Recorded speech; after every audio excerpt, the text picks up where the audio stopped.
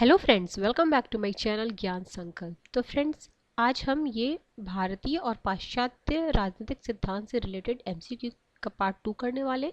इसका part 1 already channel पे upload कर रखा है, अगर आपने वो नहीं देखा है तो उसे भी देख लीजिएगा। इसमें आपको टोटल क्वेश्चंस मिलेंगे जो पिछले ये टीचिंग एग्ज़ाम में आ चुके हैं, अदर स्टेट में भी। तो स्टार्ट करते हैं आज का। अगर पहली बार चैनल से जुड़ रहे हैं तो प्लीज़ चैनल को सब्सक्राइब कर लीजिएगा और उसके बाद बेल आइकन प्रेस कीजिएगा, ताकि जब भी मैं आगे वीडियो डालूंगी तो आपको नोटिफिकेशन मिल जाएगा। देखिए, आज की क्लास का फर्स्ट क्वेश्चन है। 115 क्वेश्चन मैंने पिछले क्लास में करा दिया है, बाकी रेस्ट जितना बचा है वो मैं आज करा दूंगी। देखिए, निम्नलिखित में से कौन विधि के शासन से निकटतम संबंधित है? ठीक है, तो ये संविधानवाद जो है विधि के शासन से निकटतम। और ऑप्शन में क्या क्या था? न्यायिक सर्वोच्चता था, मार्शल लॉ था, शक्ति का पृथक्करण था। तो संविधानवाद हो जाएगा। Option B is the right answer.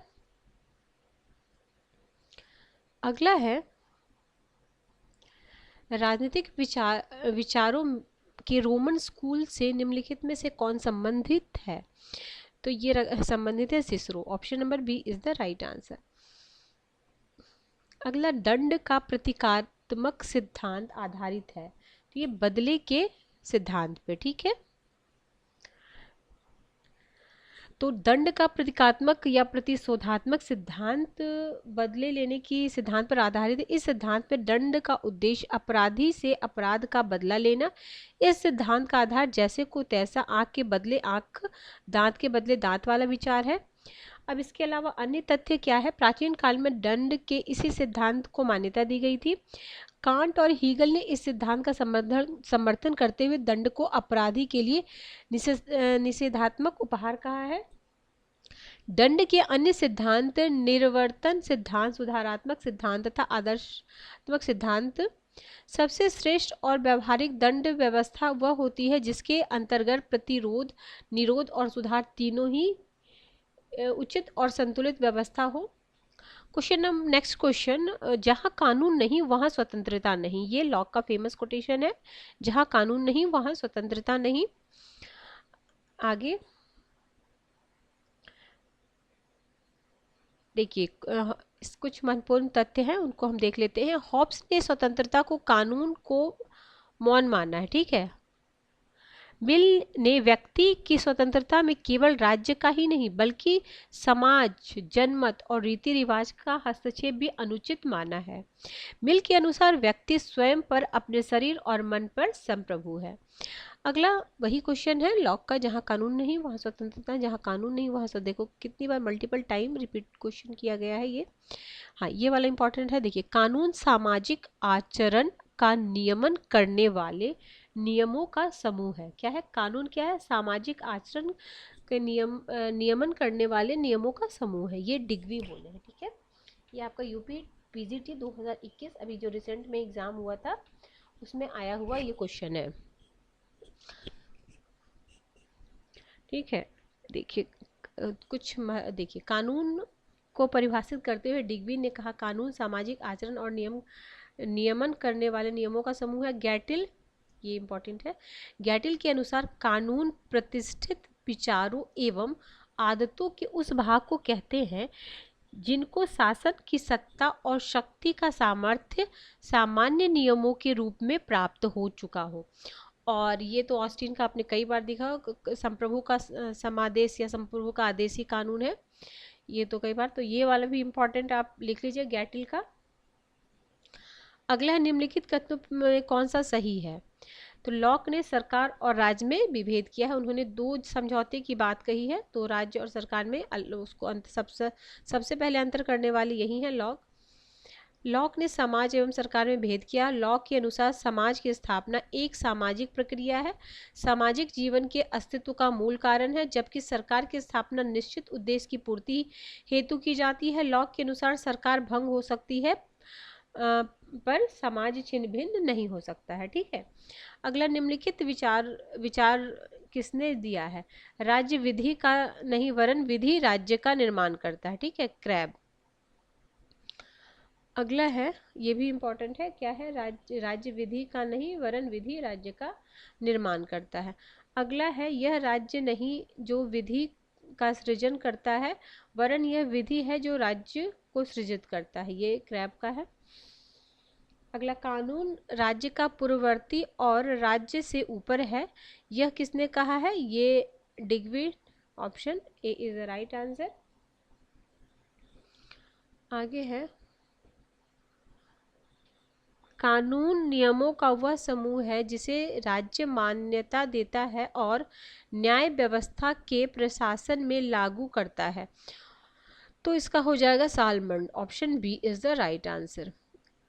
आधुनिक युग में पुलिस राज्य की अवधारणा पुरानी पड़ गई है। इसका कारण है कल्याणकारी राज्य का उदय। कल्याणकारी राज्य का उदय। अगला, प्लेटो ने निम्नलिखित पुस्तकों में से किसमें मिश्रित संविधान की अवधारणा का उल्लेख किया है? तो द लॉज में किया है मिश्रित संविधान का। अगला, दितांत क्या है? तो ये है आपका तनाव शिथिलता। ठीक है, ये फ्रांसीसी वर्ड है।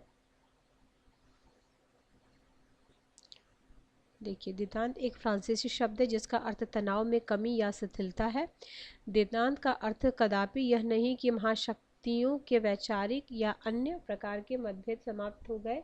दितांत की विशेषता यह है कि दोनों के बीच वैचारिक मतभेद या संघर्ष की प्रतियोगिता के बावजूद उनमें विभिन्न क्षेत्रों में सहयोग बना रहता है। दितांत शब्द का प्रयोग विशेष रूप से तत्कालीन विश्व के दो महाशक्ति अर्थात अमेरिका और सोवियत संघ के बीच तनाव में कमी के संदर्भ में किया गया था। ये पूछ सकता है किन के बीच कमी के संदर्भ में किया गया था। अगला, निम्नलिखित में कौन सा तत्व राजनीतिक दलों का नहीं है? देखिए, तो ये है मौलिक सिद्धांतों की असहमति। सहमति होगी ना, मौलिक सिद्धांतों की असहमति क्यों? राष्ट्रीय हित होगा ही, संवैधानिक पद्धति के अनुसार ही कार्य करेगा संगठन। तो ठीक है, एक सबके लिए और सब एक के लिए, ये सामूहिक सुरक्षा। परंपरागत राजनीतिक विज्ञान का निम्न में से कौन लक्षण नहीं है? तो तथ्यों के अध्ययन पर बल। तथ्यों के अध्ययन पर बल यानी ऑप्शन नंबर डी। आगे है,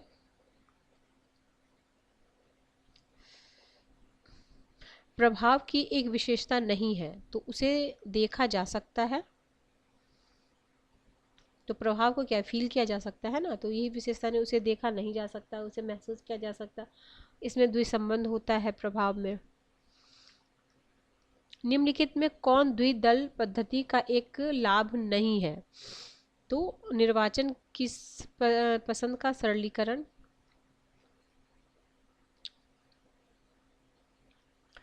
अगला है, राष्ट्रदैविक आदर्श की अभिव्यक्ति एवं उसका रहस्योद्घाटन है।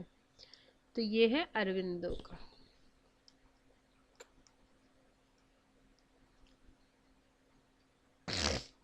अगला है,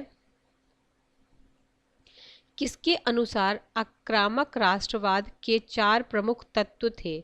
स्वदेशी, बहिष्कार, राष्ट्रीय शिक्षा तथा निष्क्रिय प्रतिरोध। तो ये बाल गंगाधर तिलक। Option B. अगला है, ये भी यूपी टीजीटी 2021 में आया वो क्वेश्चन है। निम्नलिखित में कौन सही है? तो सहायक इकाइयां प्रमुख कार्यकारी की सहायता करती है। Option B. जैसे हम ऑस्टिन की रूखी पर वैधानिक धारणा से दूर जाते हैं वैसे ही हम भ्रम में पड़ जाते हैं। तो लीकॉक का है, जैसे ही हम ऑस्टिन की रूखी वैधानिक धारणा से दूर जाते हैं वैसे ही हम भ्रम में पड़ जाते हैं। ये लीकॉक का है। संप्रभुता के अनेक रूपों में वर्णन के प्रकरण में वैधानिक तथा राजनीतिक रूपों की तुलना में वैधानिक संप्रभुता के समर्थक में लीकॉक द्वारा यह वक्तव्य दिया गया है, जैसे ही हम ऑस्टिन की रूखी पर वैधानिक धारणा को दूर जाते हैं वैसे ही हम भ्रम में पड़ जाते हैं। एक बात तो बिल्कुल साफ यह है कि संप्रभुता ही कानून है जो एक वकील और न्यायाधीश द्वारा मान्य है। यह सुव्यवस्थित राज्य के लिए जरूरी है। इसमें वैधानिक संप्रभु की सर्वोच्च सत्ता हो जिसकी आज्ञाएं आंशिक नागरिक स्वभावतः मानते हो। लीकॉक से ही मिलता जुलता कथन गेटल का भी है। हीगल और ग्रीन सहमत नहीं है, तो किसमें सहमत नहीं? देखिए, राज्य एक नैतिक प्रकृति के विषय में, ठीक है, राज्य के युद्ध लड़ने के अधिकार के विषय में। देखिए युद्ध लड़ने की बात हीगल तो बोलते हैं, बट ये ग्रीन नहीं बोलते हैं।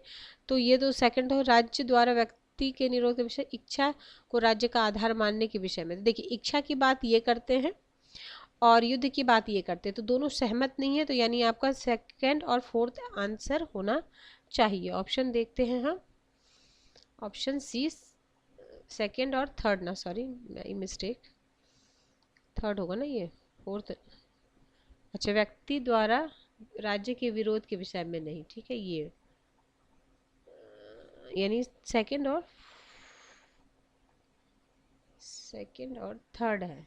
युद्ध की आवश्यकता ग्रीन, ठीक है, जबकि हीगल सकारात्मक इच्छा की बात करते, व्यक्ति को राज्य का विरोध करने का अधिकार नहीं देते। हाँ, हीगल नहीं देते व्यक्ति को, क्योंकि राज्य पृथ्वी पर स्मरण करते, तो सेकंड और थर्ड हो जाएगा, ठीक है। अगला चलते हैं, हीगल ने नागरिक समाज को देखा है तो सार्वत्रिकता के प्रभाव क्षेत्र के रूप में। Option C. किसने इस नियम का प्रतिपादन किया, कर्मचारी एक दूसरे के लिए कार्य उत्पन्न करते हैं, तो यह पार्किंसन का, नॉर्थियोट पार्किंसन। लंदन इकोनॉमिक्स 16 नवंबर 1955 में एक सिद्धांत का प्रकाशन हुआ जिसका मूल विषय कि आकार के बढ़ने पर काम की मात्रा कम होती है। इस प्रकाशन ने सबको आश्चर्य में डाल दिया। यह नियम पार्किंसन के नियम से पुकारा जाता है। इसका अर्थ है कि काम में वृद्धि न होने पर भी कर्मचारी वर्ग की संख्या बढ़ती चली जाती है। पार्किंसन ने इसके कई कारण दिए हैं। नौकरशाही में अपना प्रभाव डालने की इच्छा, नौकरशाही संख्या में वृद्धि करके अपना काम हल्का करना चाहती है। नौकरशाही अपने कार्यों को अनावश्यक रूप से बढ़ा देती है और फिर कार्मिकों की संख्या में वृद्धि करके अपना आकार बढ़ा देती। इस प्रकार कर्मचारी एक दूसरे के लिए कार्य उत्पन्न करते हैं। यह नियमन पार्किंसन के नाम से जाना जाता है। अगला चलते हैं, केसी वियर द्वारा प्रतिपादित व्यवस्थापिका के हास्य का अर्थ है दूसरी संस्था की बढ़ती हुई शक्तियों की तुलना में उनकी स्थिति उतार। Option C. अगला, नेतृत्व के सिद्धांत के रूप में पारिस्थितिकीय दृष्टिकोण प्रतिपादित किया गया है, तो मिलेट के द्वारा। हमारी राजनीतिक प्रणाली में मंत्री जो एक उच्च राजनीतिक पद का अध्यक्ष होता है केवल काठ की गुड़िया के समान है। यह किसने कहा है, तो मुनरो ने कहा। Option B. 50 वर्षों के मतभेद एवं एक दशक की अनिश्चितता के बाद दो पुराने शत्रु अब साझेदार बन गए। यह किसने कहा था, ये कहते George W Bush. Option C is the right answer. अगला है क्वेश्चन नंबर 147। युद्ध की स्थिति राज्य के व्यक्तित्व की सर्वशक्तिमत्ता को प्रकट करती है। यह कथन हीगल का है। Option C. आगे चलते, असंलग्नता को अनैतिक कहा है, तो जॉन फॉस्टर डलेस ने। Option C. राजनीतिक दल ही देश में तानाशाही के उदय से हमारी रक्षा का सबसे बड़ा साधन है, लास्की। अगला है, बेनेडिक्ट एंडरसन ने राष्ट्र की कौन सी विशेषता बताई है, तो एक कल्पित समुदाय के रूप में। हॉब्स के अनुसार प्राकृतिक अवस्था तो पूर्व राजनीतिक और पूर्व सामाजिक दोनों है। अनुपातिक समानता का सिद्धांत सर्वप्रथम किसने प्रतिपादित किया, तो सर्वप्रथम हो जाएगा आपका अरस्तु। Option number A is the right answer. अगला है, यह अभिमत की प्रतिस्पर्धा, संघर्ष और शोषण पर आधारित भौतिक प्रगति समाज को अमानवीयकरण की ओर ले जाती है, किस विचारक से संबंधित है, मार्क्स से संबंधित है। Option number C. इतिहास कुलीन वर्गों का शमशान है, तो ये पेरेटो। इतिहास कुलीन वर्गों का शमशान है, तो विल्फ्रेड पेरेटो। अगला है, राजनीतिक यथार्थवाद के प्रमुख प्रवक्ता के रूप में किस विचारक को जाना जाता है, तो मॉर्गेनथाउ। यथार्थवादी विचार की शास्त्रीय पुस्तक मानी जाने वाली कृति पॉलिटिक्स अमंग नेशन किसकी है, तो हैंस मॉर्गेनथाउ की है। बहुलवाद का समर्थन निम्न में से किस विचारक ने किया, तो लास्की ने किया। Option number B. इनमें से किसने बहुलवाद का समर्थन नहीं किया है, तो हीगल ने नहीं किया है, बेब, क्रेब और लिंडसे ने किया है। क्योंकि हीगल तो राज्य को ईश्वर का अवतरण मानते, तो उस बहुलवादी नहीं होंगे ना वो। कर्तव्य के उचित क्रम निर्धारण का नाम नागरिकता है। इंपॉर्टेंट कोटेशन है किसका, विलियम वार्डिये का। देखिए वो कोटेशन ज़्यादा इंपॉर्टेंट हो जाएगा, जो कई बार, जैसे ऐसे तो कुछ कुछ कोटेशन है कि मतलब एग्जामिनर का फेवरेट है, कई बार एग्जाम में दोहराया जाता है, बट कुछ कुछ जो बहुत कम आए हैं वो भी आपके लिए इंपॉर्टेंट है, क्योंकि उसको फिर से आने की काफ़ी संभावनाएं है। तो इसीलिए आप उस सब कोटेशन को कई बार आप पढ़ के, या तो उसका आप जो भी नोट्स आप तैयार कर रहे होगे तो उसमें आप ज़रूर इसको ऐड ऑन कर लो, ठीक है। अगला क्वेश्चन पे चलें। क्वेश्चन नंबर है आपका 161। सभ्य समाज राजनीतिक चिंतन में एक केंद्रीय अवधारणा नहीं है। तो ये बेंथम के अनुसार, बी। अब ये मैच करना, कार्ल मार्क्स है, लोहिया है, जयप्रकाश नारायण है और मिल है। तो इसमें देखिए कार्ल मार्क्स का क्या हो जाएगा, कार्ल मार्क्स का वर्ष संघर्ष। लोहिया का क्या हो जाएगा, सप्त क्रांति। जयप्रकाश नारायण समग्र क्रांति या संपूर्ण क्रांति। मिल का है उपयोगितावाद। तो इस हिसाब से आपका B is the right answer. Next question पे चलते हैं। नेक्स्ट क्वेश्चन फिर मैच करना है आपका। जे एस मिल है, हॉब्स है, मैकियावेली है, मार्क्स है। तो देखिए जे एस मिल महिला मत, देखिए सबसे पहले मार्क्स का हम लगाते हैं वर्ग संघर्ष, तो डी में थर्ड, सब में है कोई नहीं। अब हम चलेंगे मैकियावेली, सामाजिक समझौता, हॉब्स हो जाएंगे, ठीक है। यानी बी में फर्स्ट, यानी ये दोनों में से कोई होगा। अच्छा जे एस मिल का क्या होगा, जे एस मिल का हो जाएगा महिला मताधिकार श्रमिक सहकारिता, यानी डी। और बाकी बचा मैकियावेली, सीजर बोर्गिया का राज्य शिल्प। तो option number C is the right answer. ये आपका assistant professor, UP assistant professor 2015 में आया हुआ क्वेश्चन है। शक्ति भ्रष्ट करती है और असीमित शक्ति असीमित रूप से भ्रष्ट करती है। तो लॉर्ड एक्टन का बोलते ही आपके मुंह में आ जाता है, ये भी कई बार मतलब रिपीटेड क्वेश्चन है। अगला क्वेश्चन, तनाव सहनशीलता का निर्धारण तत्व कौन नहीं है। तो राष्ट्रीय प्राथमिकता में बुनियादी परिवर्तन, ये नहीं है। और क्या है ये देख लेते हैं। द्वितांत संबंध पारस्परिक राष्ट्रीय हितों की पूर्ति करते हैं। आणविक आतंक और आणविक युद्ध का भय, शीत युद्ध का समरसतापूर्ण वातावरण, ठीक है। अगला क्वेश्चन है क्वेश्चन नंबर 166 में क्या बोला गया निम्नलिखित में से कौन सा कथन मतलब सही कथन को चुनना है, ठीक है। तो राजनीतिक संस्कृति सामान्य संस्कृति का अभिन्न अंग है। Option C is the right answer. इनमें से कौन राजनीतिक संस्कृति का घटक नहीं है। तो ये व्यक्तिपरक हित व्यक्तिपरक नहीं होगा। बाकी अनुभविक विश्वास होगा, मूल्य अभिरुचियां होंगी, प्रभाव अनुक्रियाएं होंगी। अगला है राजनीतिक संस्कृति का अभिप्राय। तो ये राजनीतिक मूल्य और विश्वास और दृष्टिकोण है। ऑप्शन नंबर सी।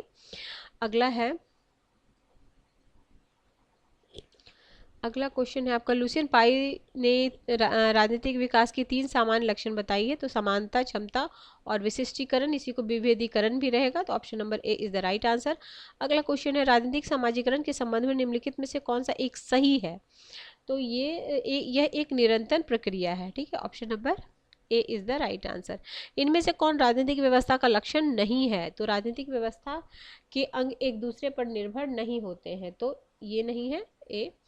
आलमंड और पॉवेल ने राजनीतिक व्यवस्था के कुछ लक्षण इस प्रकार बताए हैं। भागों की अंतर्निर्भरता, अतः असंबंधित गतिविधियां, राजनीतिक व्यवस्था की सीमा, राजनीतिक व्यवस्था का पर्यावरण और वैध बाध्यकारी शक्ति। आगे चले।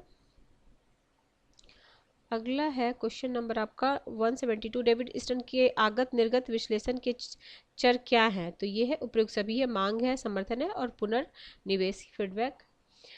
और इनकी बुक पॉलिटिकल सिस्टम 1953 में।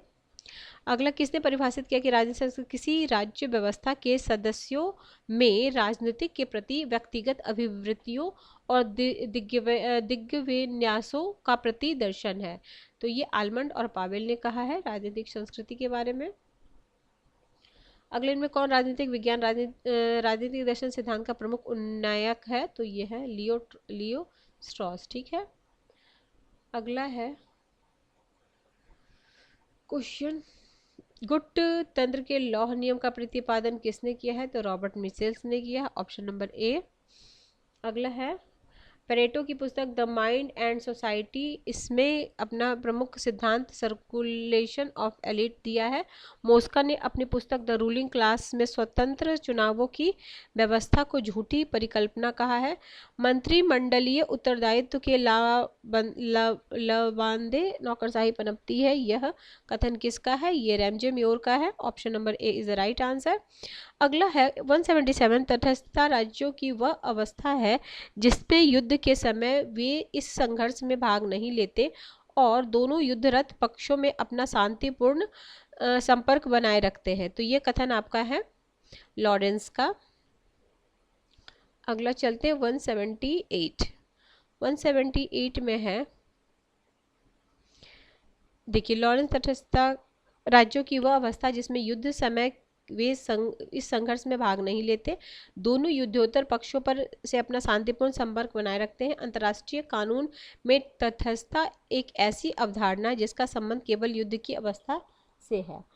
अगला 178 उपलब्ध समय के अनुसार काम का विस्तार होता है, यह कथन किसका है? तो ये भी आपका पार्किंसन का है। अगला मैक्स वेबर, तो मैक्स वेबर एक जर्मन राजनीतिज्ञ थे, ये भी यूपीजीआईसी में आया हुआ क्वेश्चन है। अगला है इनमें से किसने कहा सत्ता औचित्यपूर्ण शक्ति है? तो यह है मैक्स वेबर का, सत्ता जो है औचित्यपूर्ण शक्ति है, ऑप्शन ए। अगला है मैच करना है, एडमंड बर्ग है, रॉबर्ट नॉजिक है, जेरेमी बेंथम है और मैकिंटायर है। तो सबसे पहले जेरेमी बेंथम सबको पता होगा, उपयोगितावादी। एडमंड बर्ग रूढ़िवादी। नॉजिक है ये, और मैकिंटायर है आपके समुदायवादी। तो इस हिसाब से आपका आंसर हो जाएगा ऑप्शन नंबर डी। ठीक है, ये यूपी पीजीटी 2021 में आया हुआ क्वेश्चन है। सत्ता के 3 सर्वांगपूर्ण प्रकार की अवधारणा का प्रतिपादन किसने किया है? तो ये किया है Max Weber, option number C. निम्नलिखित में कौन सा एक मैक्स वेबर द्वारा परिभाषित सत्ता का प्रकार नहीं है? तो राजनीतिक सत्ता, option number D. Max weber, Durkheim और पेरेटो को राजनीति शास्त्र के किस उपागम से जोड़ा गया है? तो समाजशास्त्री उपागम। अगला है इनमें से कौन सी अवधारणा मैक्स वेबर ने दिया है? तो चमत्कारी नेतृत्व। अगला है आमतौर पर परिधीय देश केंद्र पर निर्भर होती है, निर्मित सामान के लिए। अगला है, देखिए, अंतर्राष्ट्रीय राजनीति में निर्भरता सिद्धांत के अनुसार संसाधन परिधि के देशों, गरीब और अल्प विकसित देशों से केंद्र के देश जो धनी और विकसित होते हैं की ओर प्रभावित होती है, जिससे परिधि के देशों पर केंद्रीय देशों का वर्चस्व स्थापित हो जाता है। परिणाम स्वरूप परिधि के देश पूंजी निवेश, ऋण और बाजार और प्रौद्योगिकी तथा उत्पादक वस्तुओं के लिए केंद्र पर निर्भर हो जाती है। यानी कच्चा माल यहाँ से जाता है और जब बन के आता है तो भी इन पे मतलब वो भारी दिया जाता है, इन पे महंगा सामान बेचा जाता है। तो ये हमेशा उस पर ही निर्भर रहते हैं, केंद्र पे निर्भर रहते हैं। अगला क्वेश्चन है आपका क्वेश्चन नंबर 187। मंत्रिपरिषदीय जहाज रूपी शासन को चलाने वाला पहिया, ये रैमजे म्योर का है, ऑप्शन नंबर सी। अगला है, अब देखिए ये सब बहुत इंपॉर्टेंट है, लिखिए, ग्लेड स्टैंड का है। यह एक सूर्य पिंड है जिसमें चारों ओर सूर्य पिंड घूमते रहते हैं। बेजहॉट का है, यह संयोजित सीमित है, यह एक हाइफन है जो जोड़ता है, एक बकसुआ है जो कार्यपालिका और व्यवस्थापिका को एक साथ बांध देता है। और यह संपूर्ण शासन व्यवस्था की चूल है। लास्की बोलते हैं, छोटे छोटे नक्षत्रों के बीच चंद्रमा वर्मन बोलते हैं। अगला 188, समाज की उन्नति के लिए विज्ञान की प्रबुद्ध तानाशाही आवश्यक है, इसलिए निम्नलिखित विचारकों में किसने यह कथन बोला है? तो फ्रांसिस बेकन ने बोला, option number A. Francis Bacon का जन्म हुआ था 1561 से 1526 लंदन में, एक शक्तिशाली परिवार में हुआ था। अनुभववाद का दर्शन इन्हें विरासत में मिला था, ये शेक्सपियर के समकालीन थे।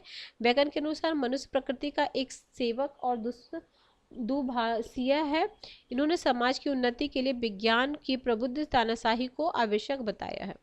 189 अंतर्राष्ट्रीय राजनीतिक के यथार्थवादी दृष्टिकोण के विकास में निम्नलिखित में से किस विद्वान का योगदान नहीं है? तो ये अब्राहम लिंकन का नहीं, और किनका किनका है? यथार्थवादी कौन कौन हो गए? जॉर्ज कैनन हो गए, राई नेबुर हो गए, हैंस जे मॉर्गनथाउ हो गए। अब्राहम लिंकन का इससे संबंध नहीं है। एंटोनियो ग्राम्सी के अनुसार नागरिक समाज की पाठशाला क्या क्या? परिवार भी है, धार्मिक संस्थाएं भी, और परिवार, पाठशाला और धार्मिक संस्थाएं सब है। अगला है 191 अंतर्राष्ट्रीय राजनीति राष्ट्रों के बीच निरंतर होने वाली शक्ति संघर्ष के अतिरिक्त कुछ नहीं है। तो ये मॉर्गनथाउ, ठीक है। आर्थिक मानव संकल्पना किसने प्रस्तुत किया है? तो ये एडम स्मिथ ने प्रस्तुत किया है। प्रत्येक विचारक अपने युग का शिशु होता है, ये डनिंग का विचार है। अगला है अल्प विकास को समझाने के लिए डिपेंडेंसी थ्योरी, तो ये दिए सामिर अमीन, डिपेंडेंसी थ्योरी। तो अफ्रीकन विद्वान सामिर अमीन ने अपनी पुस्तक एक्सक्यूमुलेशंस ऑन अ वर्ल्ड स्केल में अल्प विकास को समझाने के लिए डिपेंडेंसी थ्योरी का विचार दिया है। अमीन ने कहा है कि औद्योगिक देश, कम विकसित देश इस प्रकार एक दूसरे से संबंध है कि पूंजीवाद को इस बात का अवसर नहीं मिलता कि वह अल्प विकसित देशों में उत्पाद की शक्तियों को विकास का अवसर दिला सके। अगला 195 निम्नलिखित में से कौन अंतर्राष्ट्रीय संबंधों में यथार्थवाद सिद्धांत के प्रतिपादक नहीं है? तो देखिए वुडरो विल्सन नहीं है, बाकी कौन से हैं? मॉर्गनथाउ है, कैनन है और जॉन हर्ट्ज हैं। डॉन हर्ट्ज हैं, ये सब देख लीजिए। जॉर्ज स्वाजनबर्ग हैं, जॉर्ज नेबुर है, कैनन है। अगला है उपयोगितावाद का संस्थापक किसे माना जाता है? तो बेंथम को माना जाता है। हम बेंथम से लेकर आज तक होने वाले ऐसे वैधानिक सुधार को नहीं जानते जिस पर उसका प्रभाव नहीं है। तो ये हेनरी मैन का है, वो बोले कि ऐसा कोई भी सुधार जिसमें बेंथम ने नहीं बोला है, ठीक है। अगला है क्वेश्चन नंबर, इसको अगर आपको पढ़ना है तो प्लीज़ आप एक बार पढ़ लेना, थोड़ा सा वीडियो को रोक देती हूँ, आप वीडियो को रोक के आप पढ़ सकते हो। अगला बेंथम के अनुसार सुख दुख प्राप्त के कितने स्रोत हैं? तो 4 स्रोत हैं। कौन कौन से स्रोत? ये देख लीजिए, भौतिक है, राजनीतिक है, धार्मिक है और नैतिक है। अगला बेंथम के अनुसार सुख दुख में अंतर है, तो मात्रात्मक अंतर की बात ये करते हैं, गुणात्मक की बात तो जेएस मिल बोलते हैं इनके शिष्य। सुख दुख के सिद्धांत का प्रतिपादन किसने किया? तो बेंथम ने किया, उपयोगितावादी विचारक। अगला है प्रकृति के ने मानव जाति को 2 स्वामियों सुख दुख की अधीनता में रखा है, ये बेंथम का है। ये यूपीटीजीटी 2021 में आया हुआ। निम्नलिखित में कौन बहुलवाद के सिद्धांत का समर्थक नहीं है? तो देखिए हॉब्स नहीं है, बाकी ये तीनों हैं। हॉब्स ने लेवियाथन में प्रयोग कॉमनवेल्थ शब्द का किस लिए प्रयोग किया था? तो समाज, राज्य और सरकार के सामूहिक नाम के रूप में किया था। आप इसे पढ़ना चाहते हो तो पढ़ सकते हो, ठीक है। आगे चलते हैं क्वेश्चन नंबर हाँ क्वेश्चन नंबर 101 लेवियाथन का लेखक कौन है? इजी क्वेश्चन, हॉब्स है इसके लेखक। निम्नलिखित में से किस राजनीतिक चिंतक ने कहा है कि तलवार के बिना संविदा केवल शब्द है, इसमें वह शक्ति नहीं होती कि वह मनुष्य को सुरक्षित कर सके? तो ये हॉब्स का है। निम्नलिखित में कौन खेल सिद्धांत से नहीं जुड़ा है? तो ये ऑर्गेन्स्की नहीं जुड़े हैं, स्नाइडर जुड़े हैं, हेरसेनियंस जुड़े हैं, सेलिंग तो जुड़े ही हुए हैं। हीगल ने सभ्य समाज को देखा है सार्वभौमिकता के साकार रूप में। कौन सा युग्म सुमेलित नहीं है? जॉर्ज सोरेल संघ समाजवाद, हीगल व्यक्तिवाद, जीडीएच कोल श्रेणी समाजवाद, लास्की बहुलवाद। तो इसका राइट आंसर हो जाएगा कौन सा नहीं जुड़ा हुआ है? तो हीगल है ना, ठीक है। अगला चलते हैं, राजनीतिक संस्कृति का प्रयोग सर्वप्रथम किसने किया है? तो आमर ने किया है। कौन सी सत्ता प्रतियोजित नहीं की जा सकती है? तो इनमें से कोई नहीं। अगला है प्रदत्त विधान किया जाता है, तो ये कार्यपालिका। अगर आप इसे भी पढ़ना चाहते हो तो एक बार मैं रोक देती हूँ तो आप पढ़ लेना। आगे चलते, मूल्य तटस्थता निम्नलिखित में से किसकी विशेषता है? तो व्यवहारवादियों की, option D is the right answer. अगला क्वेश्चन है राजनीतिक चेतना का अर्थ है राज्य के प्रति प्रेम। निम्नलिखित में कौन अंतर्राष्ट्रीय संबंध में राज्य के केंद्रीय महत्व पर सहमत नहीं है? तो ये बहुलवाद केंद्रीय पे क्यों रहेगा, ठीक है। अगले अंतर्राष्ट्रीय संबंध में यथार्थवाद सिद्धांत 3 मान्यताओं पर आधारित है, निम्न में से कौन सी एक आधारभूत मान्यता नहीं है? ठीक है, तो इसका जो नहीं होगा आंसर, इसका सही एक मिनट, इसका सही आंसर है ऑप्शन नंबर बी। तो बी में क्या दिया गया है देख लेते हैं हम। है महानतर नहीं है, राष्ट्रीय हितों के लक्ष्यों को पूरा करने में राजनीतिक नैतिक सिद्धांतों को ध्यान में रखते हैं। तो अंतर्राष्ट्रीय राजनीति में यथार्थवाद के 3 मान्यता पर आधारित निम्न कौन सा नहीं है। तो 3 मान्यता क्या क्या है देख लेते हैं। ये नहीं है नैतिकता पर नहीं, तो राजनेता अपने राष्ट्रीय हित की आकांक्षा करता है और उन्हें आगे बढ़ाता है, ठीक बात है। अगला है, प्रत्येक राज्य का बहुराष्ट्रीय हितों उसके प्रभाव के विस्तार में निहित है। राज्य अपने हितों के संरक्षण और संवर्धन के लिए अपनी शक्ति अथवा प्रभाव का प्रयोग करता है, ठीक है। अगला, इतिहास के भौतिकवादी व्याख्या के अनुसार सामाजिक संरचना की निम्नलिखित परतों की प्राथमिकता का सही क्रम बताना है। तो इसका जो सही क्रम हो जाएगा थर्ड, फर्स्ट, फोर्थ और सेकंड। तो थर्ड में क्या है, उत्पादन की शक्ति है, फिर उत्पादन के संबंध है, फिर कानून और राजनीतिक संगठन है, फिर विचारधारा है। अगला चलते, समुदायवाद एक प्रमुख धारा है। तो ये प्रत्ययवाद की एक प्रमुख धारा है। आगे,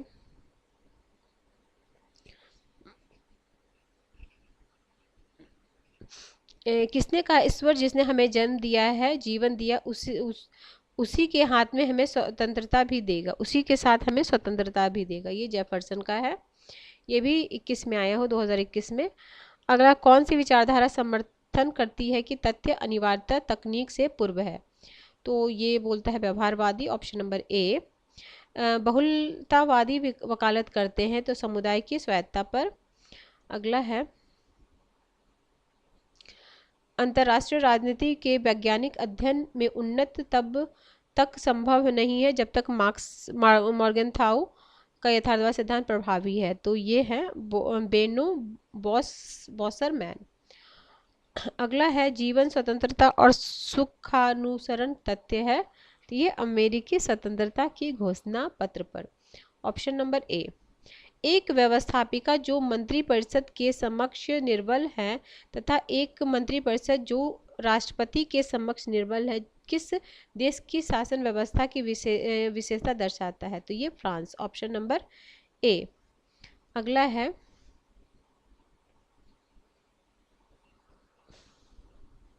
जेरीमैंडरिंग की प्रथा किस देश में प्रचलित है। ये संयुक्त राज्य अमेरिका, ऑप्शन नंबर डी। स्वतंत्रता, समानता और विश्व बंधुत्व का नारा, तो ये है आपका 1789। किस देश की न्यायपालिका स्वतंत्र नहीं है। तो ये रूस। स्वतंत्रता नियामकीय आयोग का आविर्भाव, तो अमेरिका में हुआ है।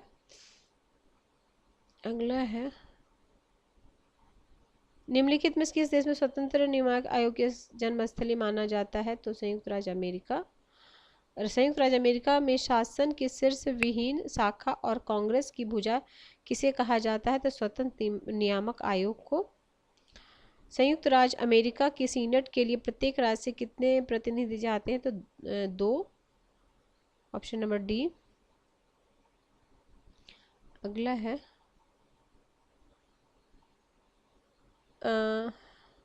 अमेरिकी की व्हाइट हाउस संबंधित है तो राष्ट्रपति से।